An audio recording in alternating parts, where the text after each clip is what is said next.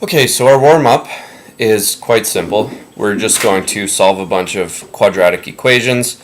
So far we've been factoring quadratics that are not written in equation form. So the difference here is that we always have an equals to something. So you see this equals sign somewhere in the equation, and that means we're actually going to be solving for a value of x, not just factoring. So the zero product property, if either one of these things here is equal to 0, then the whole statement is true, because 0 times anything is 0, and here anything times 0 is also 0. So we set 2x minus 1 equal to 0, and we solve for x. 2x equals 1, divide by 2, and x equals 1/2. So if x is 1/2, that's one solution to this problem. Now we can look at the other one here. 3x plus 5 equals 0, and subtract 5 from both sides. 3x equals -5, and divide by 3, and x equals -5/3. And that is the other solution to this quadratic equation. On to the next one, x squared minus 16. You may recognize this as a difference of squares. Two ways to do ones like this. Factor it as a difference of squares. X minus 4 times x plus 4 equals 0, and then solve each one of these individually. So x minus 4 equals 0, x equals 4, and x plus 4 equals 0, and x equals -4. Now when you're factoring, the difference of squares is basically the only way to do this. But when we're actually solving an equation, another way we can do it is we can move that 16 over to the other side, and then we can take the square root of both sides. And the square root of x squared is x, and the square root of 16 can be plus or minus 4. And of course this gives you the same two answers, plus 4 and minus 4, that we found doing it with factoring a difference of squares. Alright, this one. Now we can use our sum and product rule here, so we want to look for something that multiplies together to give us 9 and adds together to give us -6. So since the product has to be positive but the sum is negative, we're going to need two negative values. The factors that are possible are -9 and -1, and -3 and -3. And of course these add up to -10. These add up to -6, which is what we have in the middle there. So we go x minus 3, and of course this could be written as, could be written as x minus 3 squared, and since both solutions are the same, the only answer here is that x equals 3. So this one, the factors of 35, you know 35 and 1 aren't going to add up to that one. So let's try to look at a couple more. 2 won't go into it, 3 doesn't go into it, 4 doesn't go into it, so let's try 5. So let's go -5 times 7, or -7 times 5. And of course we don't need to look any further because we already see that these will add up to the desired linear term sum there. So we're going to use -7 and 5, x minus 7 times x plus 5 equals 0. And again, the zero product property means that if either one of these is 0, the solution is valid. Okay, so x equals 7 is one of your solutions, and x equals -5 is another one of your solutions. Alright, convert the following quadratic function to vertex form. So it starts in standard form. So this is going to be completing the square. So again, this is review. So let's take out that 2. And this will be 2 times x squared minus 2x minus 3. So again, when you take out that 2, you divide every single one of these terms by 2. That's where all these come from. Okay, so make sure you understand how to do that. Now, half the linear term is -1.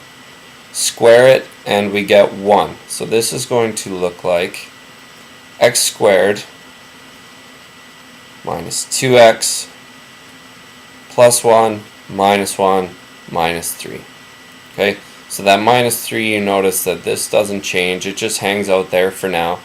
And here was the square of this thing, and we added and subtracted it. Now this, we always take our first 3 terms, and we can turn that into the square of a binomial.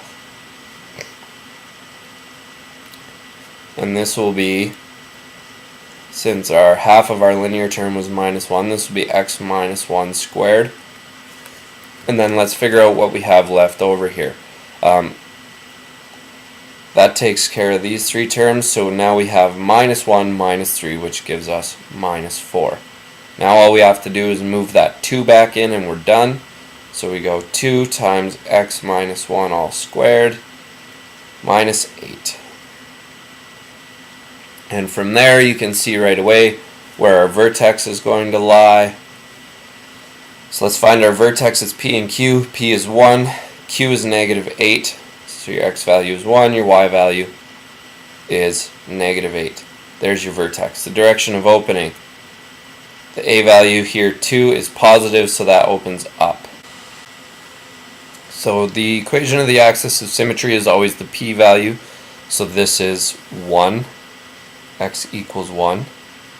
And our y-intercept, you see I've labeled it there. The y-intercept always just comes from the linear term in the original function, because if you set this to 0 and this to 0, then your y-intercept is going to be the only thing that's left over, and that should be minus 6. Sorry, not minus 3. So your y-intercept is at 0 and minus 6, which is right here. And by symmetry, you'll have another point right there as well. So let's figure out our x-intercepts, and for that I'm going to go back to the original standard form of the equation here and set it equal to 0, because when y is 0, that's where we have our x-intercepts. Divide everything by 2 to get rid of that coefficient there, and 0 divided by 2 is just 0, and this is what we're left with. So write down the factors of negative 3. I wrote down these two, and right away I saw that they add up to the linear term negative 2. So my solutions are x minus 3 and x plus 1 equals 0. So of course, using the zero product property and solving each of these, we get x equals 3 and x equals 1. So those are the x values of the intercepts, and of course the y values are both 0, so we have the points 3 and 0, and negative 1 and 0. Did I say 1 or negative 1? Sorry, that's negative 1. And I've plotted them on the graph here, and I have 5 points, and that's more than enough to get an accurate sketch. Maximum or minimum, it's a minimum because it opens up. So this is our minimum right here and has a value of y equals negative 8. X is going to be an element of the reals. There are no restrictions whatsoever on x.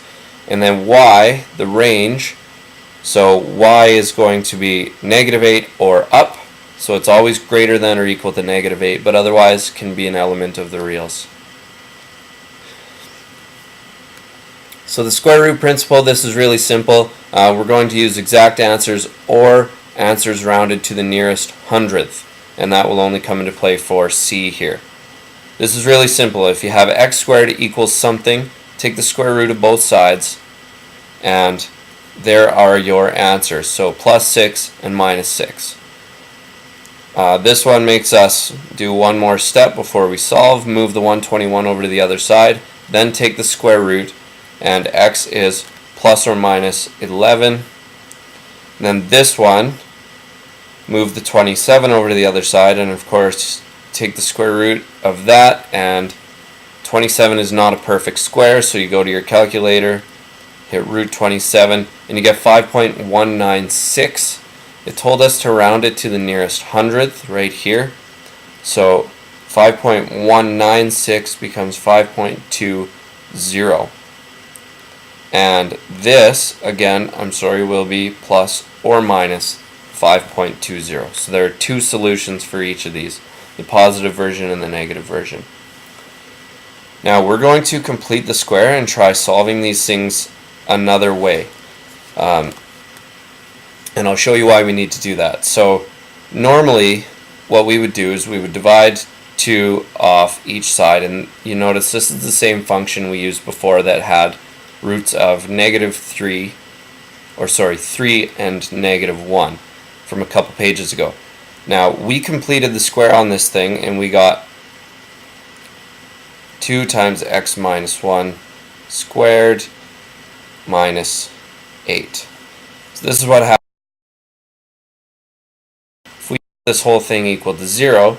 This equation, this function right here, is exactly the same as this function, just written in a different form. Now we can move that 8 over to the other side by adding. So we get 2 times x minus 1 all squared equals 8. Then we can divide both sides by 2, and we get x minus 1 all squared equals 4. Now, here we have something squared, so we can take the square root of it. And here we have something squared, so we can take the square root of it as well. And we get x minus 1 equals plus or minus 2. So again, there are 2 possible solutions here. One of those solutions is x minus 1 equals positive 2, and then add 1 to both sides and get x equals 3. And the other possible solution is x minus 1 equals negative 2, and then add 1 to both sides and get x equals negative 1. And we already knew from solving 2 slides ago that that was going to be our result. Now here, a squared plus 18a plus 32 equals 0. So we're supposed to solve by completing the square, so let's complete the square here. A squared plus 18a. Now half of the linear term is 9. 9 squared is 81. So we're going to go plus 81 minus 81, and then of course plus 32, and that all equals 0. Turn the first 3 into a binomial. Squared a plus 9 squared, and then minus 81 plus 32. So whip out your calculator. Minus 81. Okay, never mind. I'll use this one.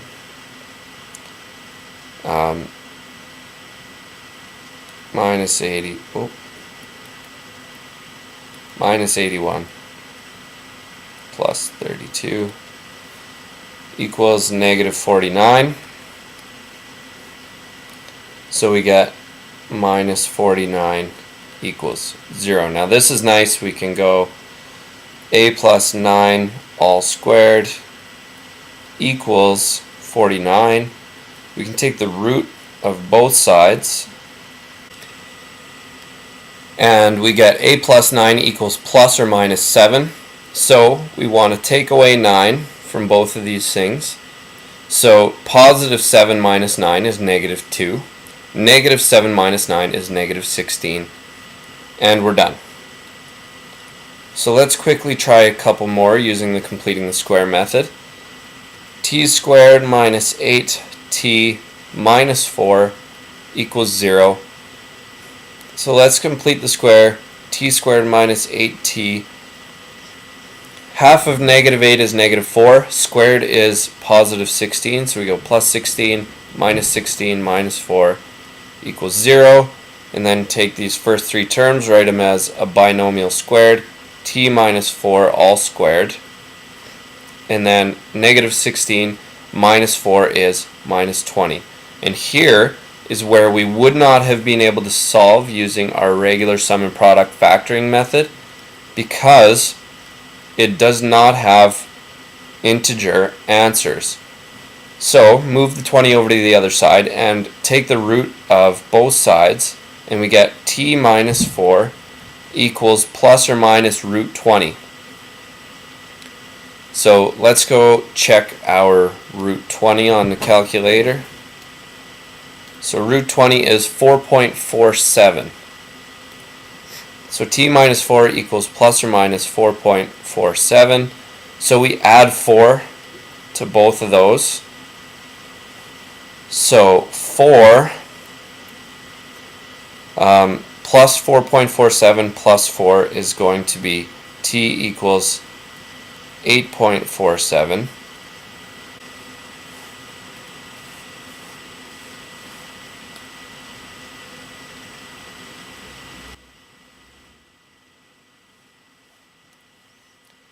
And the other one is going to be negative 4.47 plus 4, which would leave us with negative 0.47. And of course, we never would have been able to find these values had we done our regular sum and product method.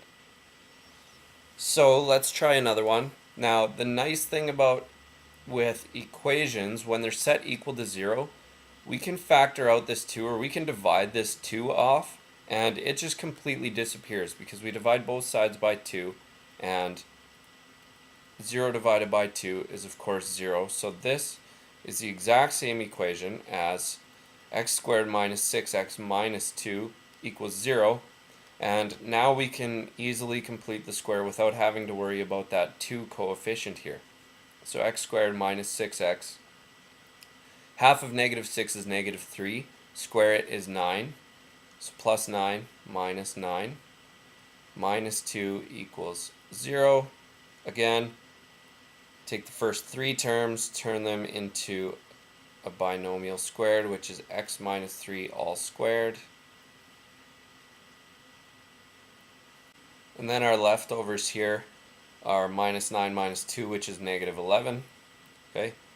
Move that 11 over to the other side, and it becomes positive. So x minus 3 all squared equals positive 11. Take the root of each side. X minus 3 equals plus or minus root 11. So root 11 is 3.32. So plus or minus 3.32. And we're going to add 3 to both sides, so we get x equals 6.32 with the positive 1. And when it's negative 3.32 and we add 3, we're going to get negative 0.32 for our other value. Okay. And that is it for today. So I will see you in class